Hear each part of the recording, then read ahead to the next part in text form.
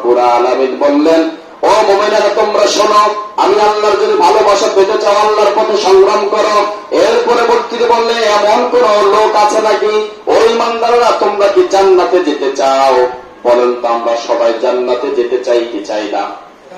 আবার বলেন আমরা কি জান্নাতে যেতে চাই কি চাই না? আমার তো মনে হয় আপনারা জান্নাতে যেতে চান, কিন্তু জান্নাত পাওয়ার রাস্তাটা যদি আপনি জানেন তাহলে আপনার জন্য সহজ। আল্লাহ নিজে বলছেন সরাসরি কোরআনুল কারীম সূরা সফ, কোরআনুল কারীমের 61তম সূরা। এই সূরায় আল্লাহ রাব্বুল আলামিন জান্নাতে পাওয়া যাবে কি করে? আমরা আপনার সবাই জানি নামাজ পড়লে আল্লাহ জান্নাতের চাবি দিবে। তো জান্নাত পাবেন কোথায়? আপনি ঘরের চাবি পেলেন, ঘর যদি না পান চাবি দিয়ে কি করবেন? তাহলে নামাজ পড়লে নামাজের আপনি জান্নাতের চাবি পেলেন, জান্নাত কোথায়, জান্নাত কিভাবে পাওয়া যাবে? দুনিয়ার কোন মুফতি মুহাদ্দিস মুফাসসির আপনাকে ফতোয়া দিচ্ছে না, সরাসরি জান্নাতের মালিক যিনি তিনি আপনাকে বলছেন, ইয়া আইয়ুহাল্লাযীনা আমানু, হে ঈমানদাররা তোমরা যারা ঈমান এনেছো। তাহলে আমরা তো ঈমানদার।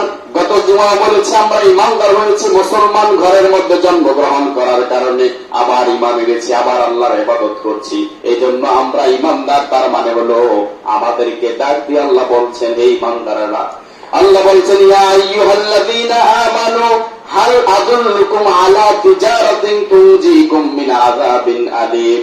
ও ঈমানদাররা, আমি কি তোমাদেরকে এমন একটা ব্যবসার কথা বলবো নাকি? সুবহানাল্লাহ, কি বলেছেন? আমাদেরকে অনেকে ব্যবসার কথা বলেন, পুঁজি ছাড়া ব্যবসা। মাসে যদি আপনাকে 2 লক্ষ টাকা দেয় কোনো পুঁজি লাগবে না। আপনাকে যদি বলে আপনাকে বেতন দেওয়া হবে মাস শেষে 1 টাকাও আপনার পুঁজি লাগবে না, মানে চালান নেওয়া লাগবে না, কোন ধন সম্পদ আপনার ব্যবহার করা লাগবে না। আপনি শুধু আমার সাথে থাকবেন আর 2 লক্ষ টাকা করে মাস শেষে বেতন দিবেন। রাজি না? রাজি কিনা?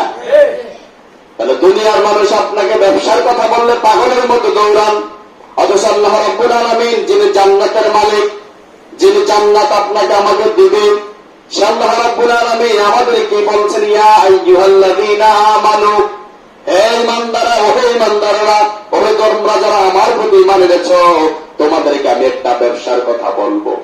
আল্লাহ নিজেই বলছেন, হাল আদুল্লুকুম আলা তিজারাতিন তুনজিকুম মিন আযাবিন আলীম।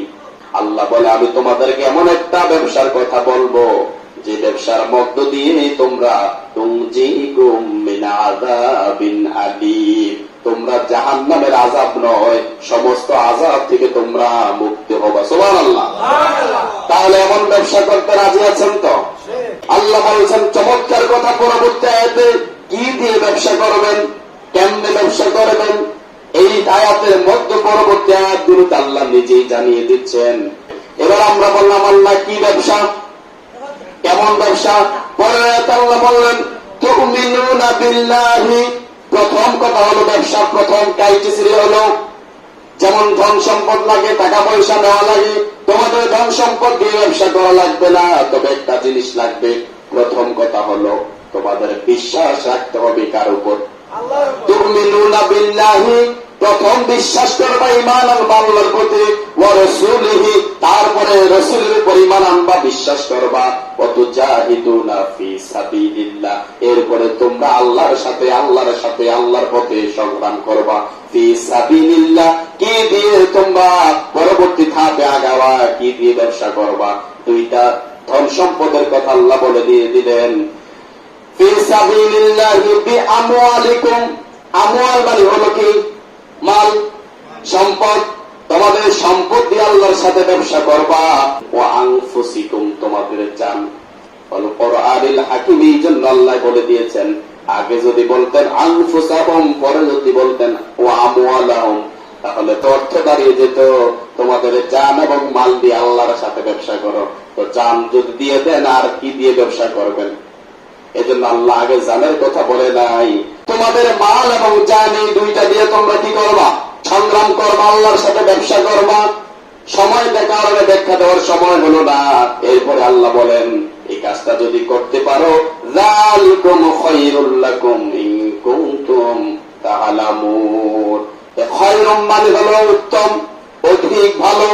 আল্লাহ আয়াতের মধ্যে একই শব্দ দিয়ে বললেন, তোমরা যদি এই কাজটা করতে পারো, ফি সাবিলিল্লাহ, আল্লাহর রাস্তায় যুদ্ধ করতে পারো, আল্লাহর সাথে ঈমান দিয়ে যদি আল্লাহর সাথে আর আল্লাহ রাসূলের সাথে আল্লাহ রাসূল আর আল্লাহর নীতি অবলম্বন করে যদি জীবন যাপন করতে পারো, তোমাদের সম্পদ, তোমাদের যা অর্জন হয়েছে ওই জিনিসের মধ্য থেকে যালিকুম খায়রুল লাকুম, এটাই হলো সবচেয়ে বেশি বড় উত্তম। সুবহানাল্লাহ। শুধু উত্তম বলে শেষ করেন না, সবাই যেটা উত্তম এটা সবাই বুঝবে না, এটা আল্লাহ নিজেও জানেন। এই জন্য আল্লাহ বলছেন ইন কুনতুম তা'লামুন। এবার আমরা বললাম আল্লাহ জান এবং মাল দিয়ে যদি আমরা ব্যবসা করি আপনার সাথে, শেষে আমাদের লাভটা কি? ব্যবসা করলে লাভটা কি? এরপরে আল্লাহ বলেন ইয়াগফির লাকুম যুনুবাকুম ওয়া ইউদখিলকুম জান্নাতিন তাজরি মিন তাহতিহাল আনহার। সুবহানাল্লাহ বলেন। আল্লাহ বলেন তোমরা যদি মাল এবং জান দিয়ে আমি আল্লাহর সাথে ব্যবসা করতে পারো, আমি আল্লাহ ওয়াদা করলাম ইয়াগফির লাকুম, আমি আল্লাহ মাফ করব। সুবহানাল্লাহ। তাহলে তোমাদের জীবনের আগে পরে যত গুনাহ হয়েছে, ছোট বড় সাগীরা কবিরা যত রকমের গুনাহ আর ভুল হয়েছে, প্রথম ঠেলায় আমি আল্লাহ ইয়াগফির লাকুম তোমাদেরকে মাফ করব, যুনুবাকুম ক্ষমা করে দিব, ইয়াগফির লাকুম যুনুবাকুম, আর পাশাপাশি যে কাজটা আমি তোমাদের উপহার দিব, ওয়ায়াদখিলকুম জান্নাতিন তাজরি মিন তাহতিহাল আনহার, এমন এক জান্নাতের মালিক বানাবো যে জান্নাতের নিচে ঝর্ণা ধারা, এমন এক জান্নাতে তোমাদের মালিক বানাবো যে জান্নাতের নেয়ামত কেমন হবে দুই কান কোনোদিন অনুভব করো না, দুই চোখ দিয়ে কখনো দেখো না, ব্রেন দিয়ে এমন চিন্তাও করো না, এমন এক জান্নাত দিব আমি তোমাদেরকে, ইয়াগফির লাকুম যুনুবাকুম, মাফ করব, ক্ষমা করব, আগের পরের সব গুনাহ মাফ করব, চূড়ান্ত ভাবে তোমাদেরকে আমি আল্লাহ জান্নাতের মেহমান বানিয়ে দেব। সুবহানাল্লাহ। এমন এক জান্নাত দিব, ও মাসাকিনা তাইয়্যিবাতান, এমন এক জান্নাত দিব যে জান্নাত সবচেয়ে, সব মানুষ সবার শেষে যে জান্নাতের মালিক হবে, এই পৃথিবীর সমান 10টা সমান পৃথিবীর মতো একটা জান্নাত হবে। বলুন সুবহানাল্লাহ। বলেন তো কতটুকু জান্নাত দিব? সবার শেষে যে জান্নাতে যাবে তার জান্নাতের পরিমাণটা হবে এই পৃথিবীর, শুধু বাংলাদেশ নয়, এই পৃথিবীর দেশ, মহাদেশ, সমুদ্র, মহাসমুদ্র, পাহাড় পর্বত, এখনো বা বিজ্ঞান যতটুকু আবিষ্কার করতে পারে নাই, কিন্তু আল্লাহর সৃষ্টি সেখানে আছে, 10টা পৃথিবীর সমান হবে। সব শেষে যে জান্নাত, সবচেয়ে ছোট জান্নাত। সুবহানাল্লাহ।